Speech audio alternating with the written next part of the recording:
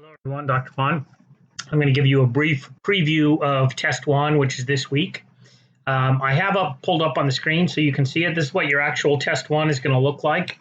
First of all, there are 25 questions, and they cover topics from Chapter 1 up through Chapter 4.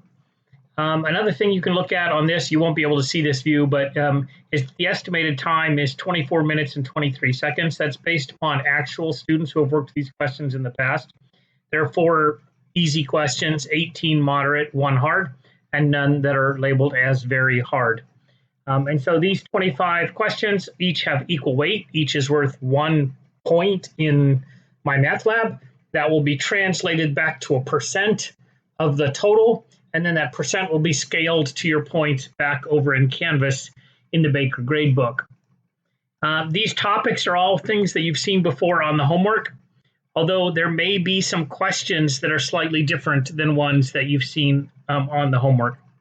No new topics, just slightly different variants of the questions that you've seen before.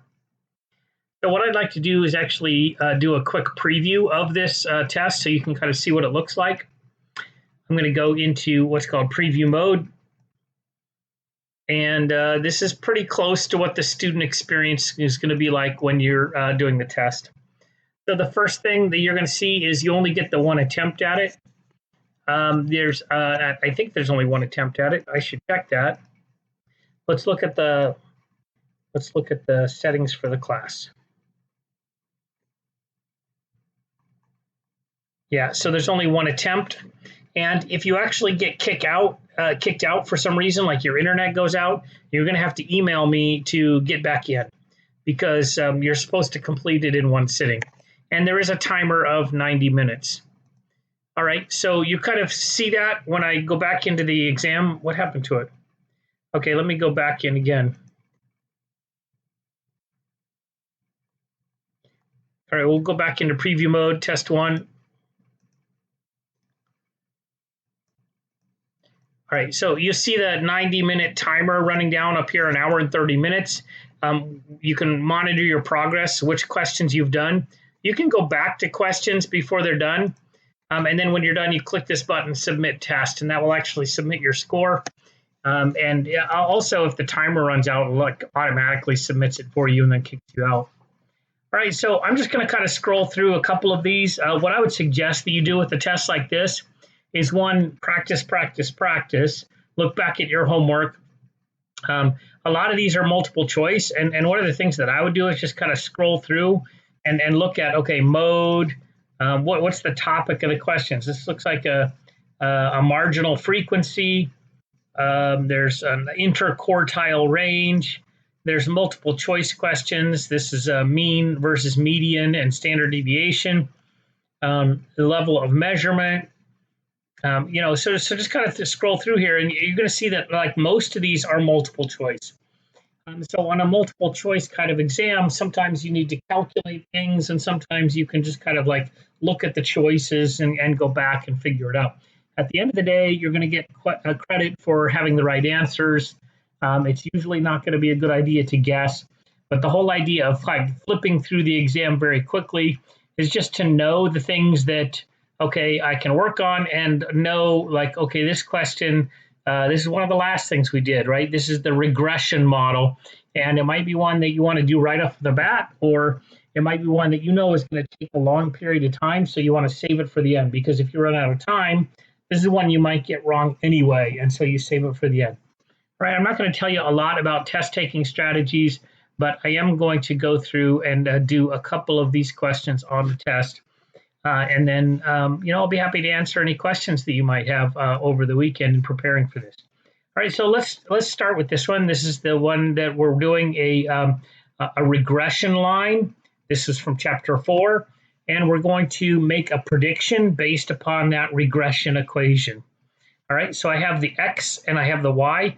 I see the little symbol here, so I can open this in StatCrunch or in Excel. I'm going to open this up into a StatCrunch. So I have my number of absences, X, and I have the final grade, Y. I want to create the regression line. So let's see, I'm going to look for regression, And I see it right here, regression, simple linear. And the x variable is going to be the number of absences, and the y variable is going to be the final grade. I don't really need to do this hypothesis test. And so I'm just going to, at the end, say compute. And you get this slope, intercept, and slope.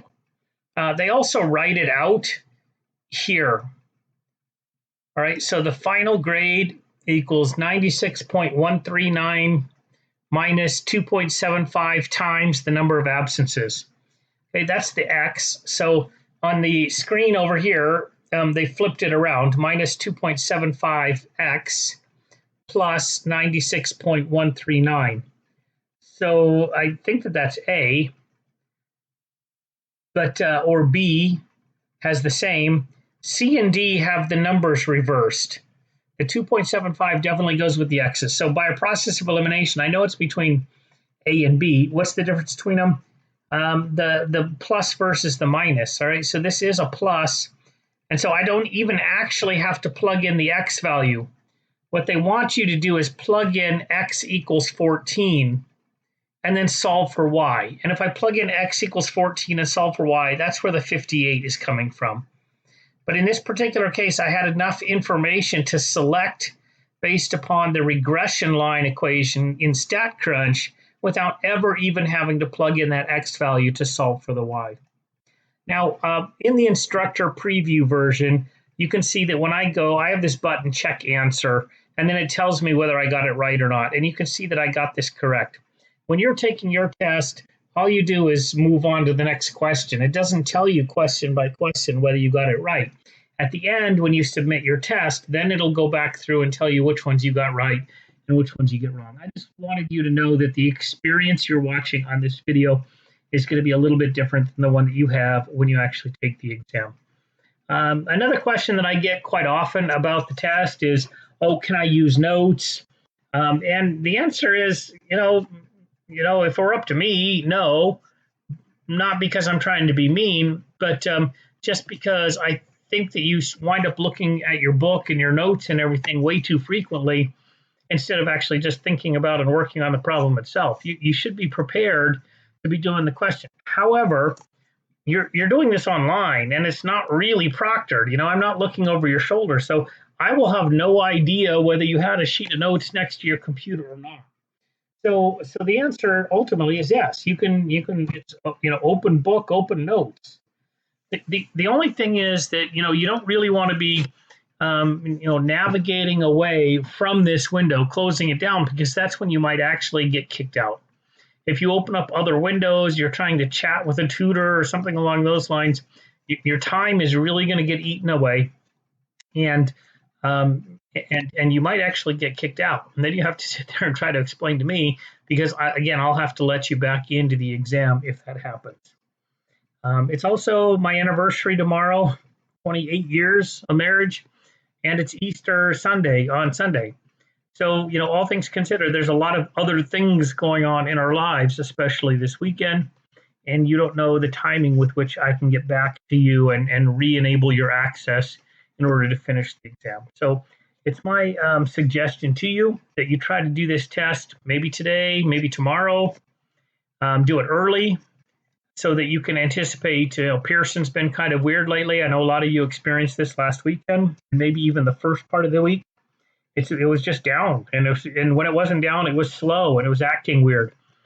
This happens sometimes. So the more preparation you can do to be in a quiet environment, make sure your internet connection is stable, and to do it early enough that in case something is not really working, you still have time to actually complete it before the due date. All right, so before I end this video, we'll look at maybe one or two more questions. Sample standard deviation. This is pretty easy in StatCrunch as well.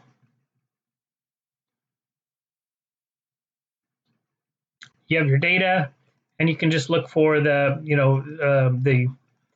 descriptive statistics, summary stats based upon the columns, and which ones do I want? Standard deviation, error, et cetera, compute. And so you get this mean, variance, standard deviation, standard error, And I'm pretty sure that this is your sample standard deviation, not the population standard deviation.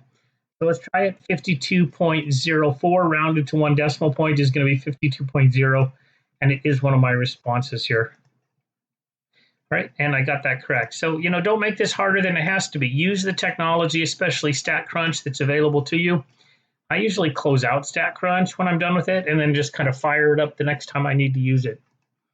I do remember the last time I taught this class, there were a couple of questions where somebody wanted to use StatCrunch and it wasn't really available. So one of the things you can do is go to a question where it is available and leave it open. So then another question, if they're not giving you the link to StatCrunch, you still have StatCrunch open and you can use it in that case. This particular one, you're just supposed to look at it and make kind of an estimate. This looks to be a negative correlation. It's a pretty strong negative correlation. It might be around negative 0.7 or so. And now we want the coefficient of determination. So I'm going to take that negative 0.7 or so and square it. And so I'm going to get a positive number. And now I need to take, it's probably this 0.12. It might be the 0.43. Let me see what I get if I take negative 0.7 squared. Okay, I'm just using my calculator here. 0.7 times 0.7 equals about 0.49. So actually, I'm going to go with this one. I'm going to do about 0.43. And that turned out to be the correct answer. I mean, I don't know that this is negative 0.7. I'm just saying it's not really strong, but it's not also really weak. So I was estimating 0.6, 0.7, and then I picked the one that was kind of closest to what my estimate of that R value was going to be after I squared it. All right, I think that's probably good for this video. Standard deviation, is it, what kind of a study is it? What kind of a variable is it? You have some, descriptive statistics, mean, median, mode, standard deviation. You have bins and class width, and again, which kind of variable it is. Stem and leaf diagrams, the box and whiskers, and so forth. All right, I'm going to end this video at this point. When you're done, don't forget to submit your test. It'll actually tell you which questions you got right, which ones you got wrong, and then you can go back and review the actual results of your test. Best wishes for a successful exam.